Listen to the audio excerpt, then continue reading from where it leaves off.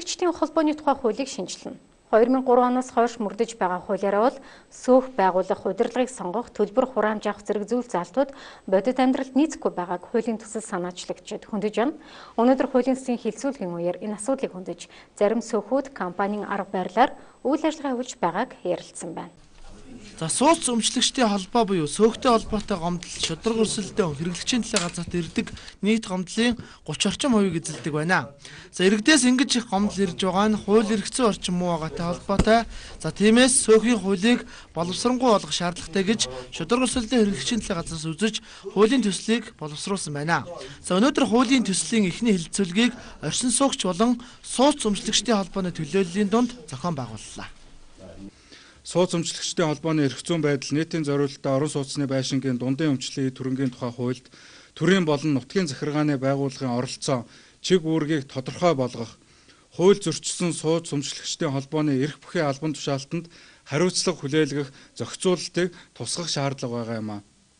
Өөрөөр хэлбэл дүүргийн засаг дарга холбоог зөвхөн бүртгэх төдий байдлаар оролцож байгаа нь учир дутагдaltaй гэж үзэж байна.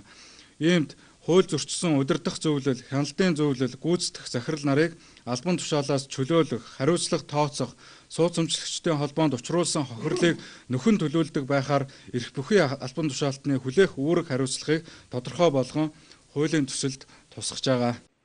За сөөхийн тухай хууль 2003 онд батлагдаж 2005-2011 онуудад нэмэлт өөрчлөлт орж байжээ.